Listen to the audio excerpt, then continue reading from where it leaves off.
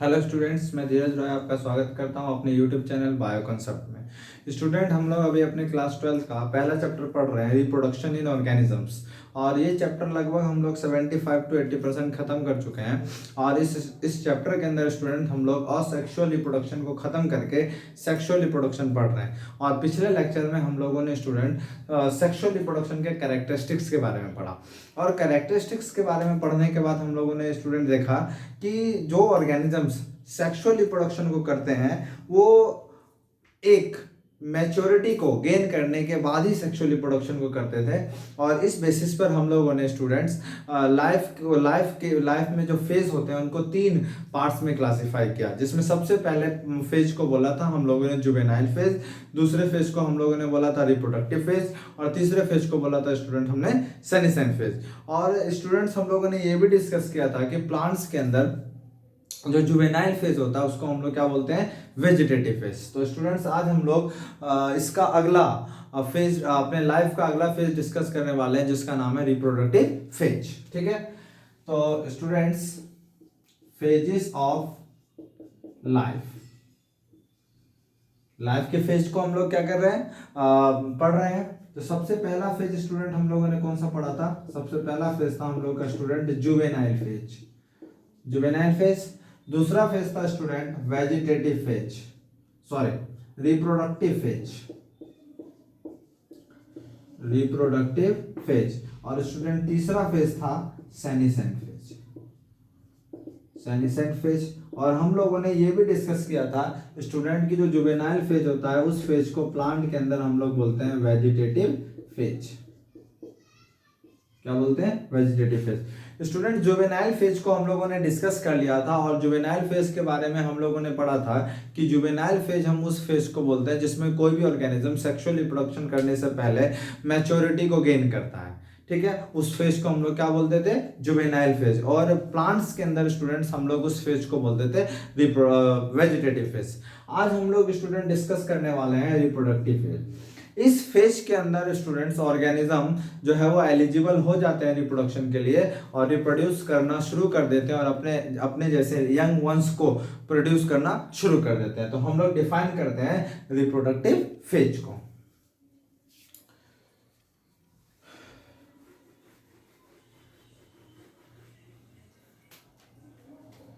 Reproductive phase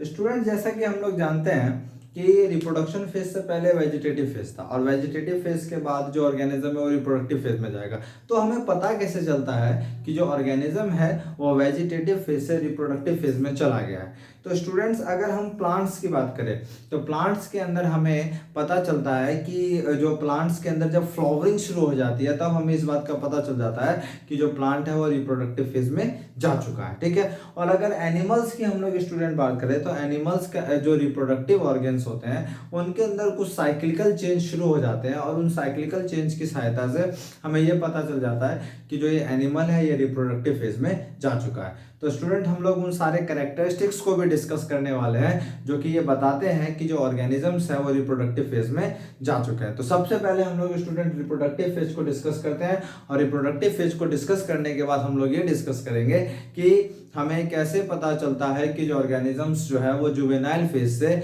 reproductive phase में जा चुके हैं। ठीक है, तो सबसे पहले पढ़ते हैं reproductive phase. In this phase organisms able to reproduce and produce young ones। ठीक है, तो स्टूडेंट्स हम लोगों ने क्या किया, जो रिप्रोडक्टिव फेज है वो ऐसा फेज है जिसके अंदर ऑर्गेनिज्म रिप्रोडक्शन करने के लिए क्या है, एबल है, और इसके द्वारा स्टूडेंट्स जो ऑर्गेनिज्म है अपने नए ऑफस्प्रिंग को या नए यंग वंस को क्या कर सकता है, प्रोड्यूस कर सकता है। किस फेज में? रिप्रोडक्टिव फेज में। तो अब स्टूडेंट्स, जैसे कि हम लोग जानते हैं कि कैसे हमें पता चलेगा कि कोई भी जो ऑर्गेनिज्म है वो जुवेनाइल फेज से किस फेज में जा चुका है, रिप्रोडक्टिव फेज में जा चुका है। किसके अंदर? रिप्रोडक्टिव फेज में। और इस बात का भी हमें ध्यान रखना है स्टूडेंट कि अगर एक फेज से दूसरे फेज में कोई ऑर्गेनिज्म जाता है तो वो किस चीज के कारण जाता है, तो वो जाता है हार्मोन्स के कारण। अगर स्टूडेंट ऑर्गेनिज्म जुवेनाइल फेज से रिप्रोडक्टिव फेज में जा रहा है, रिप्रोडक्टिव फेज से सेनिसाइड फेज में जा रहा है, तो ये ट्रांजिशन जो होता है फेज का, ये किसके कारण होता है, तो हार्मोन्स के कारण होता है। तो सबसे पहले हम लोग डिस्कस कर रहे हैं कि जुवेनाइल फेज से किस में जाना, रिप्रोडक्टिव फेज में। तो इसमें हम लोग डिस्कस कर रहे हैं किसके बारे में, इन प्लांट्स, इन प्लांट्स। ठीक है, तो रिप्रोडक्टिव फेज क्या होता है कि ऐसा फेज जिसमें ऑर्गेनिज्म अपने जैसा एक यंग वंस रिप्रोड्यूस करने के लिए, प्रोड्यूस करने के लिए क्या होता है, एबल होता है। ठीक है, तो सबसे पहले प्लांट्स के अंदर when flowering is start, when flowering is start, जब फ्लावरिंग के अंदर, जब प्लांट्स के अंदर फ्लावरिंग शुरू हो जाता है तो हमें ये पता चल जाता है कि जो प्लांट्स है वो वेजिटेटिव फेज से रिप्रोडक्टिव फेज में जा चुके हैं। अब देखो स्टूडेंट्स, इस प्लांट्स के अंदर जो ये फ्लावरिंग्स होती है ना, ये दो तरह की होती है। ठीक है, ऐसे प्लांट्स जिनके अंदर जो फ्लावरिंग है वो जीवन में सिर्फ एक बार होता है, उन प्लांट्स को बोलते हैं मोनोकार्पिक प्लांट्स। और ऐसे प्लांट्स जिनके अंदर फ्लावरिंग बार बार होता है, उन प्लांट्स को क्या बोलते हैं स्टूडेंट्स, हम लोग पॉलीकार्पिक प्लांट। ठीक है, तो ठीक है, मोनोकार्पिक और पॉलीकार्पिक, मोनोकार्पिक और पॉलीकार्पिक। मोनोकार्पिक किसको बोलते हैं, flowering, flowering occur, flowering occur only once in their lifetime। ठीक है, flowering occur again and again after interval, after interval of time.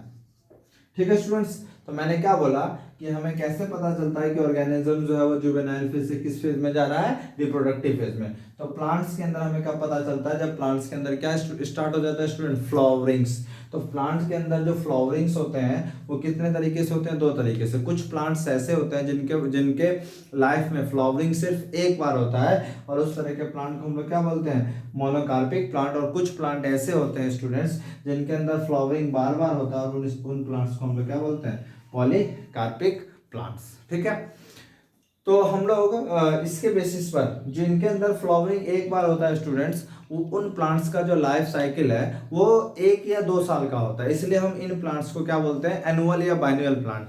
और जो पॉलीकार्पिक प्लांट होते हैं इनके अंदर फ्लावरिंग बार बार होता है, और इनका जो लाइफ है वो मैनी ईयर्स का होता है, काफी सालों का होता है, इसलिए इनको हम लोग क्या बोलते हैं, पेरेनियल प्लांट। ठीक है, तो हम लोग डिस्कस करते हैं स्टूडेंट मोनोकार्पिक और पॉलीकार्पिक के बेसिस पर कि मोनोकार्पिक प्लांट किसको बोलते हैं और पॉलीकार्पिक प्लांट किसको बोलते हैं।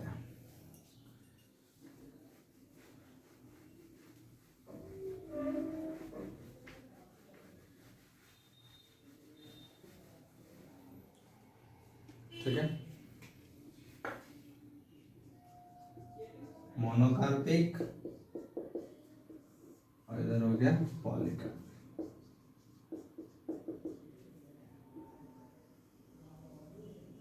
ठीक है, सबसे पहला पॉइंट तो ये हम लिख सकते हैं कि flowering occur only once in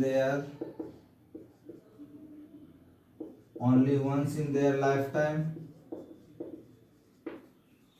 flowering occur again and again after a fixed interval of time। ठीक है, तो जो मोनोकार्पिक प्लांट्स होते हैं उनके अंदर फ्लावरिंग्स कितने बार होता है, एक बार। और जो पॉलीकार्पिक प्लांट्स होते हैं उनके अंदर फ्लावरिंग्स क्या होता है, अगेन एंड अगेन होता है after a fix interval of time. दूसरा, क्योंकि इनके अंदर फ्लावरिंग एक बार होता है स्टूडेंट्स, तो इनका लाइफ साइकिल भी सिर्फ 1 सीजन का या 2 सीजन का, यानी 1 साल का या 2 साल का होता है, इसलिए they are annual they are annual और बाइनियल प्लांट। इसलिए ये कैसे प्लांट्स होते हैं, या तो ये एनुअल प्लांट्स होते हैं, नहीं तो बाइनियल प्लांट्स होते हैं। और ये स्टूडेंट्स होते हैं, इनका लाइफ साइकिल जो है वो 2 से ज़्यादा साल का होता है। तो ये कौन से प्लांट होते हैं student, they are perennial plants. ठीक है, पेरेनियल मतलब many years life cycle, many years life cycle, और एनुअल मतलब 1 ईयर, और बाइनियल मतलब 2 ईयर। ठीक है स्टूडेंट्स। अब जो मोनोकार्पिक प्लांट होते हैं, अब जैसे कि मैंने तुमको बोला कि जो स्टूडेंट्स जो कोई भी ऑर्गेनिजम्स होते हैं उनके लाइफ में 3 फेज होते हैं, जुवेनाइल फेज, रिप्रोडक्टिव फेज और सेन्युसेंट फेज। तो इसके अंदर जो एनुअल प्लांट्स होते हैं इसके अंदर आप जुवेनाइल फेज, रिप्रोडक्टिव फेज और सेनिसेंट फेज के बीच में इजीली डिफरेंशिएट कर सकते हैं। लेकिन अगर आप पॉलीकार्पिक प्लांट्स की बात करें तो इनके अंदर स्टूडेंट्स आप monocarpic, juvenile phase, reproductive phase और सेनिसेंट फेज के बीच में इजीली जो डिफरेंशिएट है वो नहीं कर सकते। क्यों, ऐसा देखिए, इसके अंदर सबसे पहले जुवेनाइल फेज आएगा, उसके बाद रिप्रोडक्टिव फेज आएगा, और उसके बाद सेनिसेंट फेज आएगा, और अल्टीमेटली इनका क्या हो जाएगा, डेथ हो जाएगा। ठीक है, वही अगर हम पॉलीकार्पिक प्लांट्स की बात करें स्टूडेंट तो इसके अंदर जुवेनाइल फेज आएगा, उसके बाद रिप्रोडक्टिव फेज आएगा, और रिप्रोडक्टिव फेज के अंदर स्टूडेंट फ्लावरिंग, फिर after a fix interval of time फिर फ्लावरिंग, फिर फ्लावरिंग, फिर फ्लावरिंग और फिर फ्लावरिंग, ऐसे चलता रहेगा काफी दिनों तक। और ऐसा होने के बाद बहुत दिनों के बाद आएगा सेनिसेंट फेज, और तब जाके इस ऑर्गेनिजम्स का क्या होगा, डेथ होगा। तो इसके अंदर जुवेनाइल फेज, फिर सीधे रिप्रोडक्टिव फेज और सीधे सेनिसेंट फेज। लेकिन पॉलीकार्पिक प्लांट्स जो होते हैं स्टूडेंट्स, इनके अंदर जुवेनाइल फेज, रिप्रोडक्टिव फेज जब आता है तो फ्लावरिंग फ्लावरिंग फ्लावरिंग फ्लावरिंग होता रहता है काफी सालों तक, और उसके बाद लास्ट में सेनिसेंट फेज में पहुंचते हैं और उसके बाद इनकी डेथ होती है। और दो फ्लावरिंग के बीच का जो टाइम पीरियड होता है उसको बोलते हैं इंटर फ्लावरिंग टाइम पीरियड। दो फ्लावरिंग के बीच का जो टाइम पीरियड होता है स्टूडेंट्स, हम लोग उसको क्या बोलते हैं, इंटर फ्लावरिंग टाइम पीरियड। ठीक है, अब स्टूडेंट्स इसके कुछ एग्जांपल्स को हम लोग डिस्कस कर लेते हैं। ठीक है, इसका एग्जांपल हो गया जैसे वीट। ठीक है, सिर्फ कुछ ईयर्स का लाइफ साइकिल होता है जिसमें पहले जुवेनाइल फेज आता है, फिर रिप्रोडक्टिव फेज आता है, और उसके बाद सेनिसेंट फेज। वीट, राइस, मेज, पी, ईटीसी। ठीक है, और एग्जांपल स्टूडेंट्स के बैम्बू ईटीसी। वही अगर हम इसकी बात करें तो जैसे मैंगो, ठीक है, mango, jackfruit, Apple, orange, lemon, etc. ठीक है, तो इन एग्जांपल्स को देख करके साफ पता चल रहा है स्टूडेंट्स कि इनका जो लाइफ साइकिल है कितना होता है, 1 या 2 ईयर्स का। और इनका इसमें आपने देखा होगा मैंगो के फ्रूट्स में, मैंगो के ट्री में देखा होगा कि after a regular interval of time flowerings आते हैं, फल उगते हैं, फिर हम उसको तोड़ते हैं, फिर नेक्स्ट ईयर फिर फ्लावरिंग होता है, फल आता है, फिर उसको तोड़ते हैं। तो इस तरीके से हो गए पॉलीकार्पिक और मोनोकार्पिक। ठीक है स्टूडेंट्स, जैसा कि हम लोगों ने यहाँ पर लिखा है कि जो मोनोकार्पिक प्लांट होते हैं उनका लाइफ साइकिल या तो 1 साल का होता है या 2 साल का होता है। तो यहाँ पर हम लोगों ने लाइफ साइकिल के बेसिस पर इसको डिफरेंशिएट नहीं किया। यहाँ पर स्टूडेंट हम लोगों ने जो मोनोकार्पिक और पॉलीकार्पिक को जो डिफरेंशिएट किया जिस बेसिस पर, उस बेसिस का नाम है फ्लावरिंग। कौन सा बेसिस पर किया है, फ्लावरिंग का बेसिस पर। कि मोनोकार्पिक जो प्लांट होते हैं उनके अंदर फ्लावरिंग्स एक बार ही होता है, चाहे उनका जीवन काल या जीवन चक्र या लाइफ साइकिल चाहे कितने भी साल का क्यों ना हो। और जो पॉलीकार्पिक प्लांट होते हैं स्टूडेंट्स, इनके अंदर फ्लावरिंग्स बार बार होती है। ठीक है, तो कुछ एग्जांपल्स मैं आपके आगे डिस्कस करने जा रहा हूँ स्टूडेंट्स, जिसमें मोनोकार्पिक के, जिसमें जो प्लांट्स है उसका लाइफ साइकिल तो काफी ईयर्स का है, लेकिन उसके अंदर फ्लावरिंग सिर्फ कितने बार होती है, 1 बार। जैसे कि बैम्बू का प्लांट, उसके अंदर जो फ्लावरिंग है वो 50 से 100 साल के बीच में होती है, तो उसका लाइफ साइकिल तो 50 से 100 साल हो गया। और लेकिन फ्लावरिंग्स कितनी बार होती है, 1 बार। तो हम लोग जो मोनोकार्पिक और पॉलीकार्पिक को बांटते हैं वो किसके बेसिस पर बांटते हैं, फ्लावरिंग के बेसिस पर डिफरेंशिएट करते हैं, ना कि लाइफ साइकिल के बेसिस पर। ठीक है, ठीक है, तो हम लोग कुछ इसके एग्जांपल को डिस्कस कर लेते हैं मोनोकार्पिक प्लांट्स के, जिसका लाइफ साइकिल तो काफी हाई है, लेकिन फ्लावरिंग कितनी बार होता है, 1 बार। ठीक है, जैसे कि एक एग्जांपल तो मैंने लिखा हुआ है बैम्बू, और दूसरा एग्जांपल स्टूडेंट है नीला कुरेंजी। नीला कुरेंजी, इसके अंदर फ्लावरिंग होता है 12 साल में एक बार। ठीक है, तो डिस्कस कर लेते हैं।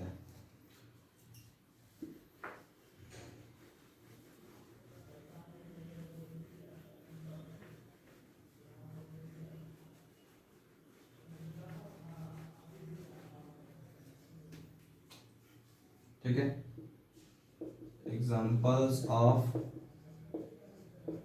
Monocarpic plants. ठीक है, तो किसके एग्जाम्पल्स हम लोग डिस्कस करने जा रहे हैं? Monocarpic plants. ठीक है, जैसे कि पहला एग्जाम्पल हम लोग डिस्कस करेंगे स्टूडेंट, नीला कुरेंजी। नीला कुरेंजी, ठीक है स्टूडेंट, इसका जो साइंटिफिक नेम होता है स्टूडेंट वो होता है Strobilanthes, Strobilanthes kunthiana. Strobilanthes kunthiana is the scientific name of plant Neela Kurinji. Students, ये प्लांट जो है इसके अंदर जो फ्लावरिंग्स है वो 12 साल में फ्लावरिंग ओकर ओनली वंस इन 12 ईयर्स। इसके अंदर जो फ्लावरिंग है स्टूडेंट 12 साल में सिर्फ एक बार होती है, उसके बाद सीड प्रोड्यूस करेगा, उसके बाद ये प्लांट क्या हो जाएगा? मर जाएगा।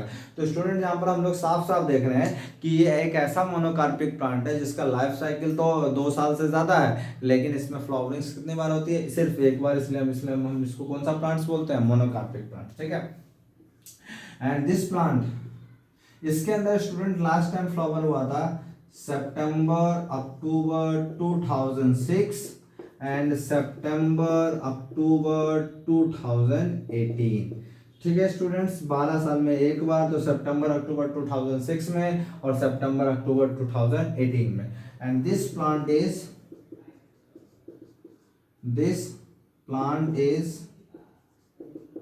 Found in hilly areas of Kerala,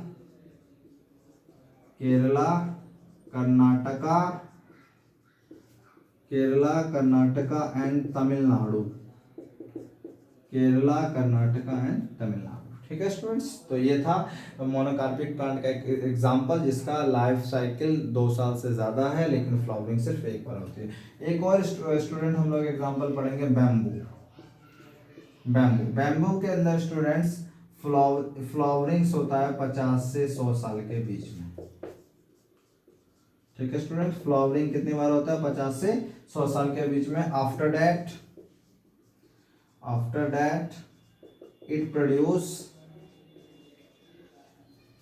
it produce in huge amount of seed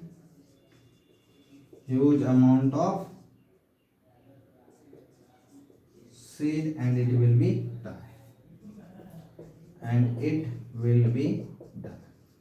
ठीक है स्टूडेंट, जो बैम्बू का प्लांट है उसके अंदर फ्लावरिंग कितने साल के बीच में होती है? 50 से 100 साल के बीच में। तो यहाँ पर भी हमें देखने को मिल रहा है कि जो लाइफ साइकिल है 2 साल से ज्यादा है, लेकिन फ्लावरिंग कितनी बार हो रही है? सिर्फ एक बार, 50 से 100 साल के बीच में। उसके बाद ये ह्यूज अमाउंट में सीड को प्रोड्यूस करता है, उसके बाद ये क्या होता है? मर जाता है। तो ये 2 एग्जाम्पल आपको स्टूडेंट याद रखना है, ये बहुत ही इंपॉर्टेंट एग्जाम्पल है। ये मेडिकल एग्जाम में, बोर्ड एग्जाम में, हर स्टेट के बोर्ड एग्जाम में, CBSE बोर्ड में पूछे जाते हैं। बहुत ही इंपॉर्टेंट एग्जांपल है, जो कि मोनोकार्पिक प्लांट के एग्जांपल है, जिनके अंदर फ्लावरिंग सिर्फ एक बार होती है, लेकिन इनका लाइफ साइकिल 1 साल 2 साल से ज्यादा है। ठीक है, अब स्टूडेंट ये तो हम लोगों ने पढ़ा प्लांट्स के बारे में। ठीक है, कि प्लांट्स के अंदर जो अगर वेजिटेटिव फेज से रिप्रोडक्टिव फेज के अंदर जो ट्रांजिशन होता है तो उसके अंदर किस तरह के चेंजेस आते हैं। अब स्टूडेंट्स हम लोग पढ़ेंगे एनिमल्स के अंदर, कि एनिमल्स के अंदर जब जुवेनाइल फेज से रिप्रोडक्टिव फेज के अंदर ट्रांजिशन होता है तो उनके अंदर किस तरह के चेंजेस आते हैं। ठीक है स्टूडेंट्स, तो ध्यान से सुनिए। इन एनिमल्स, ठीक है, एनिमल्स जब स्टूडेंट जुवेनाइल फेज से रिप्रोडक्टिव फेज के अंदर जब एनिमल्स के अंदर जुवेनाइल से रिप्रोडक्टिव फेज में ट्रांजिशन होता है तो उनके अंदर किस तरह के चेंजेस आते हैं। ठीक है स्टूडेंट्स, तो हम लोग बात करते हैं कि जब कोई भी एनिमल, ठीक है, जब कोई भी एनिमल जुवेनाइल फेज से रिप्रोडक्टिव फेज में एंटर करता है तो सबसे पहले स्टूडेंट्स जो एनिमल्स हैं उनके अंदर गैमेट का फॉर्मेशन शुरू हो जाता है। किसका फॉर्मेशन शुरू हो जाता है? गैमेट का।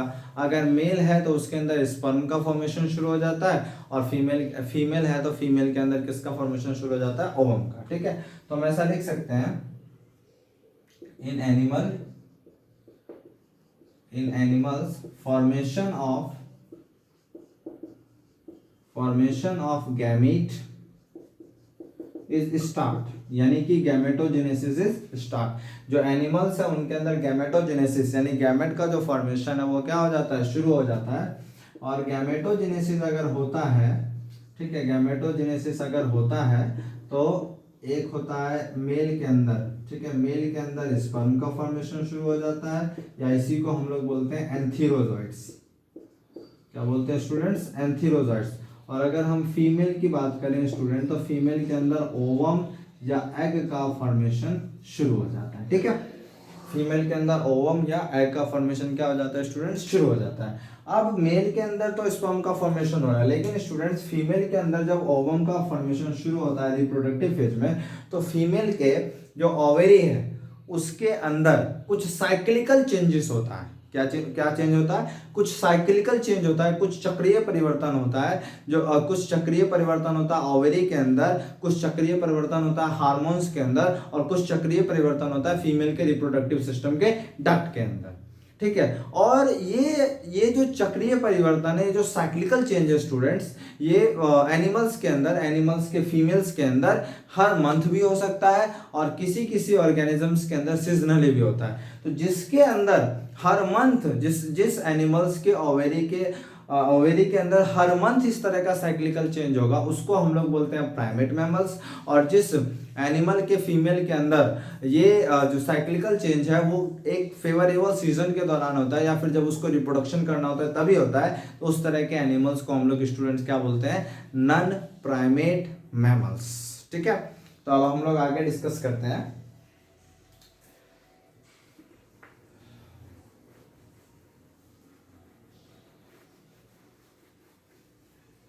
आगे हम लोग डिस्कस करते हैं।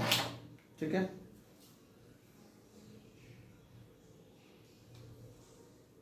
ठीक है, तो students in animals when reproductive phase is start, in animals when reproductive phase is start, some cyclical changes is occur in females। Female के अंदर क्या होता है स्टूडेंट्स? फीमेल के अंदर कुछ साइक्लिकल चेंजेस होता है। अगर मैं फीमेल्स की बात कर रहा हूँ तो स्टूडेंट, तो मैं फीमेल्स के रिप्रोडक्टिव सिस्टम की बात कर रहा हूँ। किसकी बात कर रहा हूँ? फीमेल के रिप्रोडक्टिव सिस्टम में। अब मैंने बोला स्टूडेंट कि ये साइक्लिकल चेंज मंथली भी हो सकता है, और ये साइक्लिकल चेंज तब भी हो सकता है जब ऑर्गेनिज्म को क्या करना हो? रिप्रोडक्शन करना हो। ठीक है, तो अब अगर हम देखते हैं, देखो इधर, कि अगर हम ये cyclical change female reproductive system के अंदर अगर ये साइक्लिकल चेंज, ठीक है, अगर एवरी मंथ हो रहा है, तो उस ऑर्गेनिजम्स को हम लोग क्या बोलते हैं? Organism primate. क्या बोलते हैं? Primate mammals. क्या बोलते हैं? Primate mammals. और ये जो साइक्लिकल चेंज हो रहा है, इस साइकिल को हम लोग बोलते हैं मेंस्ट्रुअल साइकिल। क्या बोलते हैं? Menstrual cycle. और अगर फीमेल के रिप्रोडक्टिव सिस्टम के अंदर, फीमेल के ओवेरी के अंदर, फीमेल के हार्मोन में, फीमेल के एक्सेसरी डक्ट में अगर ये साइक्लिकल चेंज एवरी मंथ नहीं हो रहा है, नॉट इन एवरी मंथ, अगर ये एवरी मंथ नहीं हो रहा है स्टूडेंट्स, तो इस तरह के मैमल्स को हम लोग बोलते हैं नॉन प्राइमेट मैमल्स। क्या बोलते हैं? Non primate mammals. और इस तरह के साइकिल को हम लोग बोलते हैं ऑयस्ट्रस साइकिल। ठीक है स्टूडेंट, समझ में आ गया होगा कि जब एनिमल रिप्रोडक्टिव फेज में जाते हैं तो उनके अंदर गैमेटोजेनेसिस स्टार्ट हो जाता है। तो मेल के अंदर तो स्पर्म का फॉर्मेशन होता है या एंथीरोजॉइड्स का फॉर्मेशन होता है, लेकिन स्टूडेंट फीमेल के जो रिप्रोडक्टिव सिस्टम है, फीमेल का जो ओवेरी है जिसके अंदर फीमेल के गैमेट का ओवम का फॉर्मेशन होता है, उसके अंदर साइक्लिकल चेंज होता है। अगर ये cyclical change student every month होता है, तो जिस ऑर्गेनिजम्स में ये एवरी मंथ होता है साइक्लिकल चेंज, तो उस तरह के मैमल्स को क्या बोलते हैं, प्राइमेट मैमल्स। और जिस ऑर्गेनिजम्स के ओवेरी में हर मंथ ये साइक्लिकल चेंज नहीं होता उसको क्या बोलते हैं, नॉन प्राइमेट मैमल्स। और ये जो साइक्लिकल चेंज हो रहा है स्टूडेंट प्राइमेट मैमल्स में, इस साइकिल को क्या बोलते हैं, मेंस्ट्रुअल साइकिल। और जिसके अंदर हर मंथ नहीं हो रहा है, केवल फेवरेबल कंडीशन में हो रहा है, उसको क्या बोलते हैं, ओएस्ट्रस साइकिल। ठीक है। और इसी बेसिस पर स्टूडेंट्स हम लोग ऑर्गेनिजम्स को दो पार्ट में क्लासिफाई करते हैं। एक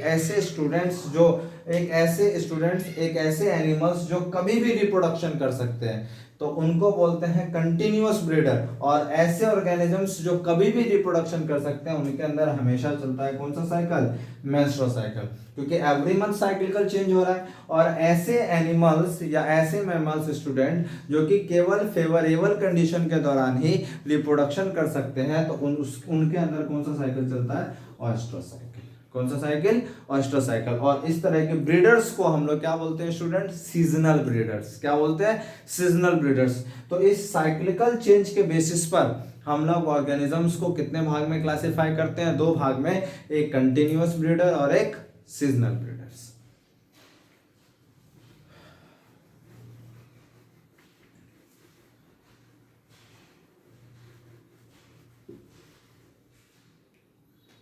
एक continuous breeders,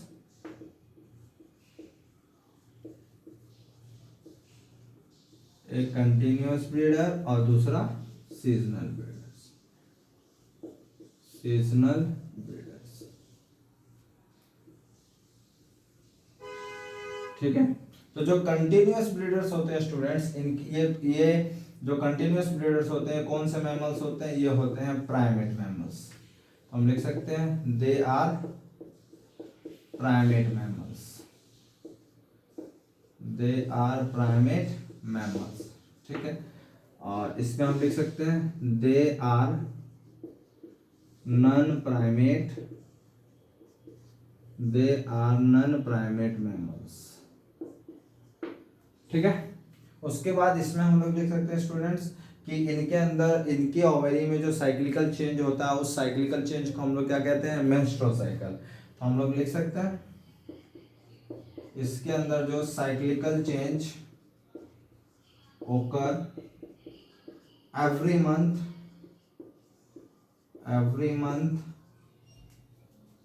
that is called menstrual cycle, ठीक है। और इसमें लिख सकते हैं cyclical change occur only during favorable condition,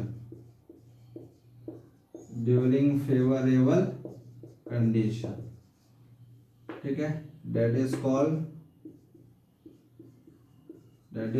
oestrus cycle, ठीक है। फॉर एग्जाम्पल्स, अगर हम इसके एग्जाम्पल्स की बात करें, ठीक है, अगर हम इसके एग्जाम्पल्स की बात करें तो इसका एग्जाम्पल हो जाएगा ह्यूमन, ठीक है, ह्यूमन मॉन्की एक्सेट्रा। इसके एग्जाम्पल की बात करें तो cow, dog, sheep, rat, rabbit, etc। इन सब के अंदर स्टूडेंट्स ओएस्ट्रस साइकिल चलती है। और ये कभी भी रिप्रोडक्शन नहीं कर सकते, ये केवल फेवरेबल कंडीशन में रिप्रोड्यूस कर सकते हैं, जबकि ये कभी भी रिप्रोडक्शन कर सकते हैं, इसलिए इसको हम कंटिन्यूअस ब्रीडर कहते हैं। और ये केवल फेवरेबल कंडीशन में रिप्रोडक्शन करते हैं, इसलिए इसको सीजनल ब्रीडर्स कहते हैं। ये प्राइमेट मैमल्स होते हैं, ये नॉन प्राइमेट मैमल्स होते हैं। इनके अंदर जो साइक्लिकल चेंज होता है उसको मेंस्ट्रुअल साइकिल कहते हैं, और इनके अंदर जो साइक्लिकल चेंज होता है उसको ओएस्ट्रस साइकिल कहते हैं, ठीक है। तो ये था स्टूडेंट कंटिन्यूअस और सीजनल ब्रीडर्स में अंतर। और ये था हमारा रिप्रोडक्टिव फेज। अब स्टूडेंट्स हम लोग अपने लाइफ के लास्ट फेज में एंटर करने वाले हैं जिसका नाम है सेनिसेंट फेज। अब ऑर्गेनिज्म रिप्रोडक्शन जब अब ऑर्गेनिज्म की एज धीरे धीरे बढ़ती है और उसकी रिप्रोडक्शन करने की एफिशिएंसी घट जाती है और अब वो एक नए फेज में एंटर करता है और उस फेज का नाम है सेनिसेंट फेज, जिसके अंदर उसकी बॉडी के अंदर हार्मोन के लेवल डिक्रीज होने लगेंगे, उसका जो बॉडी का टिश्यू है, जो सेल है, जो ऑर्गन है वो डीजेनरेट होने लगेगा और अल्टीमेटली ऑर्गेनिजम्स मर जाएगा, लीड्स टू डेथ। तो सो we discuss the last phase of our life, that is called senescent phase, जिसे हम लोग क्या बोलते हैं students, senescent phase। senescent phase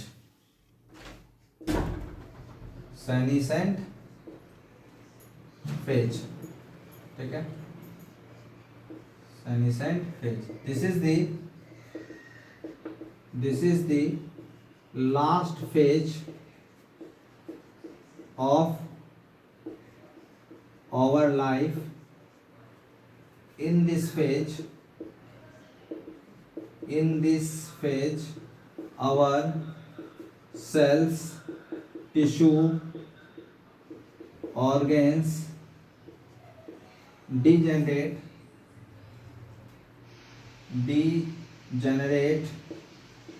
and becomes dysfunctional and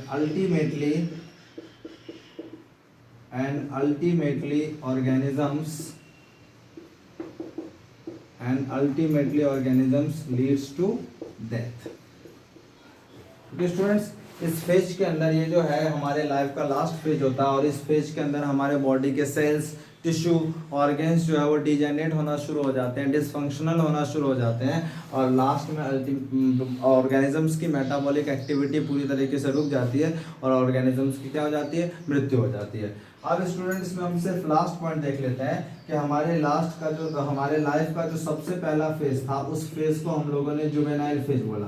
उसके बाद हमारे लाइफ का जो दूसरा फेज था उसको हम लोगों ने रिप्रोडक्टिव फेज बोला और हमारे लाइफ का जो सबसे लास्ट फेज होता है स्टूडेंट उसको हम लोग क्या बोलते हैं, सेनिसेंट फेज।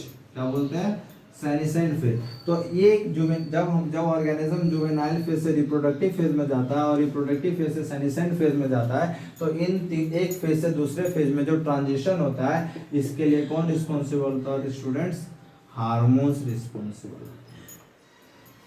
ठीक है, तो स्टूडेंट्स इसी के साथ हम आज की क्लास को समाप्त करते हैं और अगले क्लास में हम लोग शुरू करेंगे सेक्सुअल रिप्रोडक्शन में कौन कौन से इवेंट्स होते हैं, जो ऑर्गेनिजम्स है वो किस तरीके से सेक्सुअल रिप्रोडक्शन को डन करते हैं। अगर आपको वीडियो पसंद आया हो तो वीडियो को लाइक करें, शेयर करें, सब्सक्राइब करें। Thank you.